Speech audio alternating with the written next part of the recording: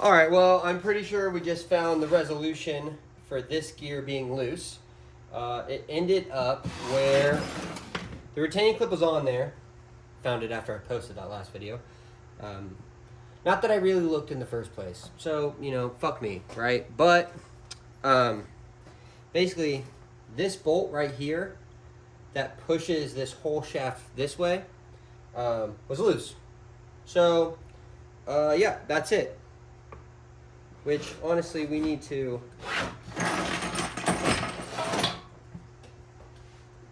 need to push this guy off.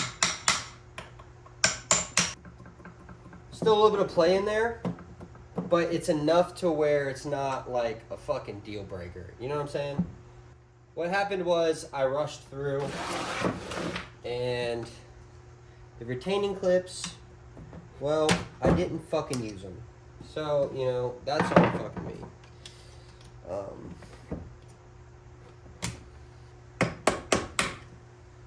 That fixes that issue. I'm very glad that no other major, you know, cracks or anything formed on the case of this. And I'm glad that we don't need a rebuild. Look, I'm not a football guy. I don't really give a shit. This garage beer shit, especially the lime, so fucking good. I'm gonna double check everything on the transmission. I'm still gonna go to Wassian. I need a kicker cover. And find some cool shit to put on there. I do need to drop the frame off at the sandblaster guy. We'll get to that eventually. Also, the fact that that was all the oil that was in there. Well, I did spill a bunch, but... Wow, pretty. That is from my clutch throwout bearings. All fucking grinding away and dying. Yeah, I'll face this to you a little. Fast slide is going that way.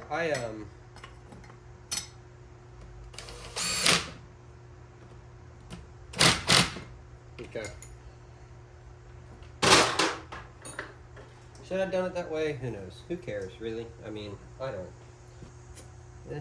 So it goes spring, inside gear, then outside gear. You need the Woodruff key right there. This guy gets lined up with the Woodruff key. Probably should be a lock washer on this. I don't have one right now. But for the sake of getting it on there, we'll grab one of those. If we can at Wassian, if not, fuck it. She's ratcheting nice. Centered. That frees up everything to spin freely. I know that probably looks fucking crazy. I don't need this thing to be super fucking tight. I have the lock washer on there. So with that, I think that's fucking it. And that would explain that being loose and shoving the shaft this far away would explain why when I took this apart, this was a little bit loose and this wasn't ratcheting. And it was because the fucker was too far forward, too far in this way, to where I didn't have the clearance that I do now. I've got, I don't know, 1/4 inch clearance from this inside ratcheting gear all the way over, you know, all the way pushed over. All right, let's put our shift forks in here.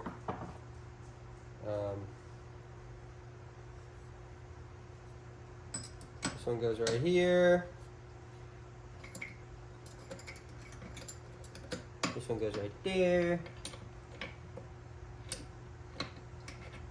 Now with this guy,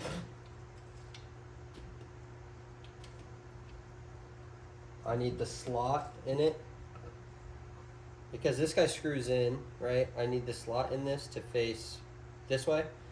So that way I can put that retaining thing in here.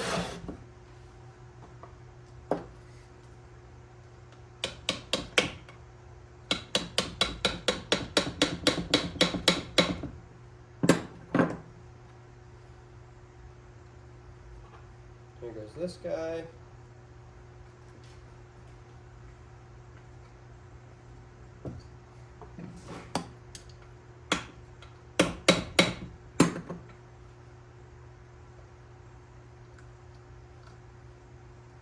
Alright, now she's moving smooth. It was a little tight right there, that's why I hit that in a little farther.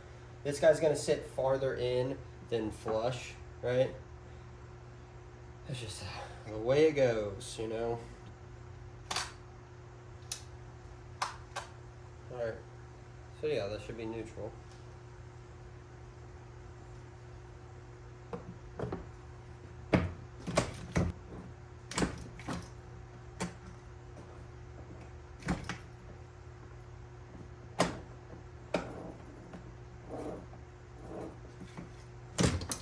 Second, third, fourth. Okay.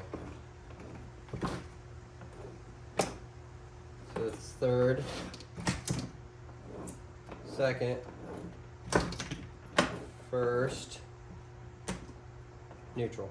All right, cool. I don't really know why I struggled with that one. Whatever. So that wasn't as bad as we thought. New kicker cover, find that for like 10 bucks, 10, 20 bucks at fucking Wasion, no problem. And then all that's left is to do a little paint or nickel plate, whatever we decide to do. So in all honesty, that wasn't bad. That was just a stupid fucking mistake by my part, on my part. That really shouldn't have fucking happened.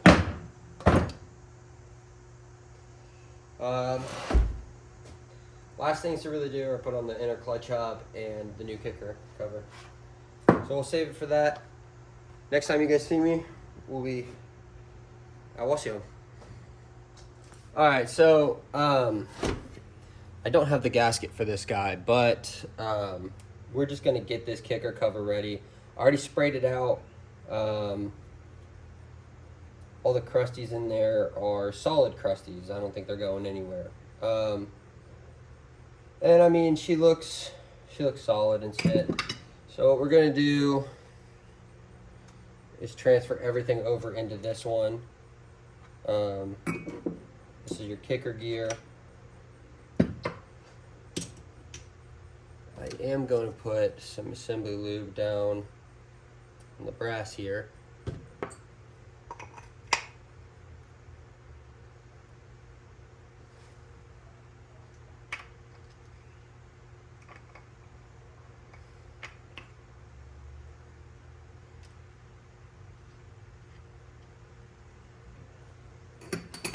This fits down in here.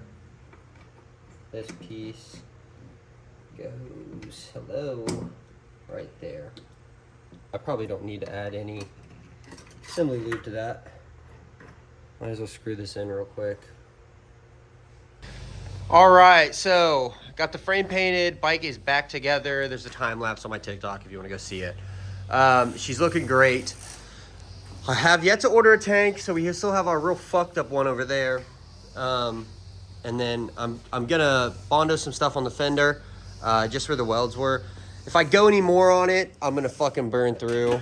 I've already started to kind of burn through right here. So we're gonna not do that. I'm gonna Bondo the rest of this. And then sand her down, paint her, get the fender mounted today, hopefully. And then we're just waiting on gas tank, but I'll run the oil lines and all that other bullshit and get that done. So.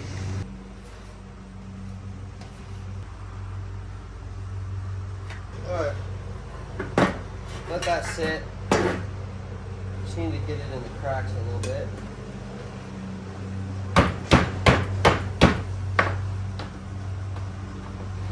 We'll find out if we need to add another layer or something. God, I fucking hate Bondo.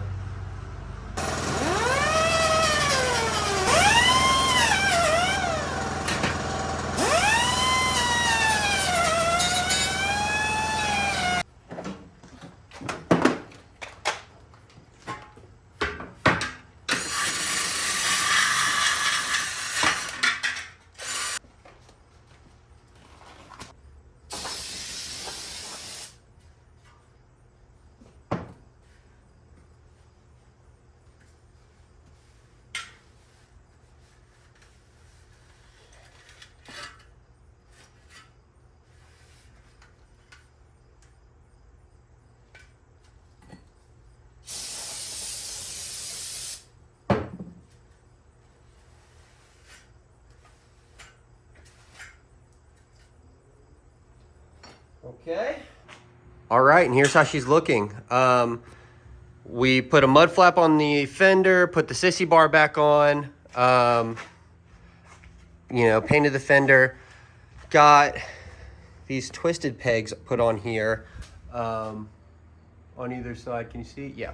But yeah, I mean, I don't know, you know, how all I'm feeling about the sissy bar especially.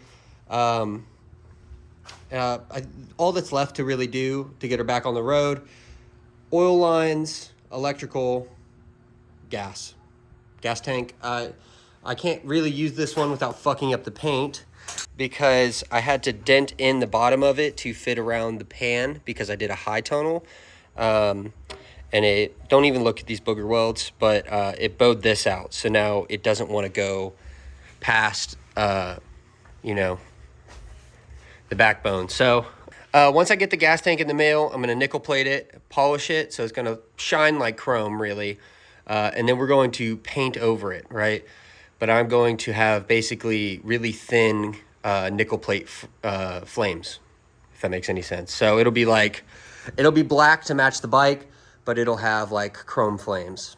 I think that'll look fucking bitchin'. And then this bike will be up for sale. I have a little ride planned with it, up to Hocking Hills. Might even take it in September to go to Grundle Run, and then it'll be up for raffle.